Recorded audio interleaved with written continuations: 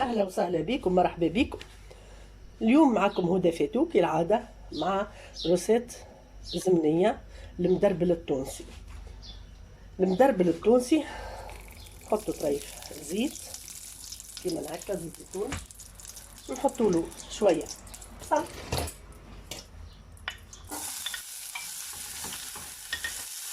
ونحطوا له طريف لحم بقري، يجيب البقري.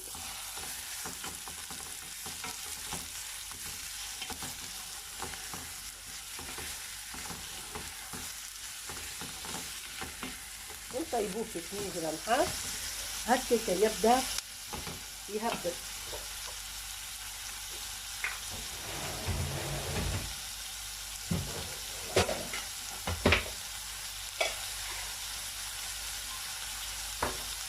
نخليوه يتقلى شويه اللحم البقري، واللحم البقري كما تعرفوا يتفوح بالتابل، وكيف كيف بالعود قرنفل، لازم شويه عود قرنفل، لا تفعلك فرتوشة المغرفه، كله صحي. بيان سور شويه ملح، واللي يحب يحط طريف كركم نورمال راه. علاش؟ على خاطر الكركم كله صحه ومنفعه للبدن. انا لازم نحط الكركم على خاطره باهي. هدايا توا نخليه يتقلى، نزيدو شويه ماء بالحلاب نتاعنا الحاصل كله زمني اليوم زمني، فوالا، ونغطيه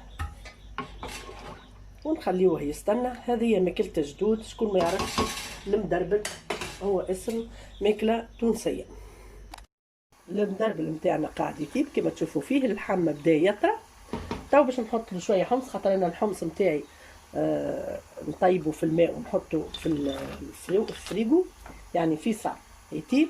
باش نحط له طماطم المعجونه، حطيت له ديجا شويه كما تشوفوا فيها حمرة.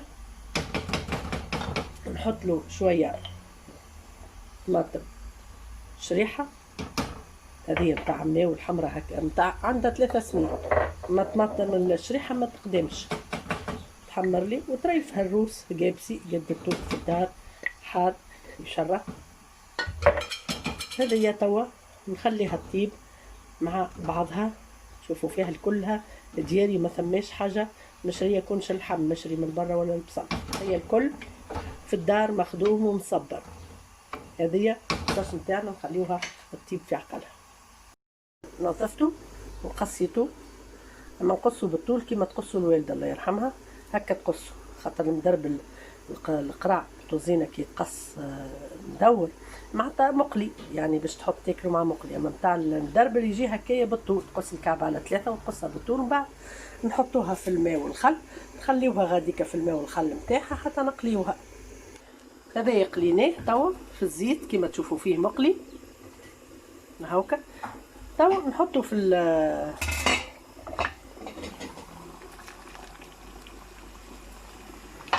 المدربل كيما هكا، ونحط له مغرفه خل ونسكر عليه.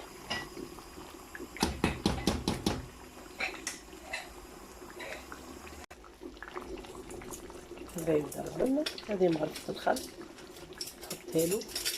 مدربل لازم فيه الخل، ما فيهش نزيدو شويه خاطر صايي المدربل طاب واللحم تاعو طاب.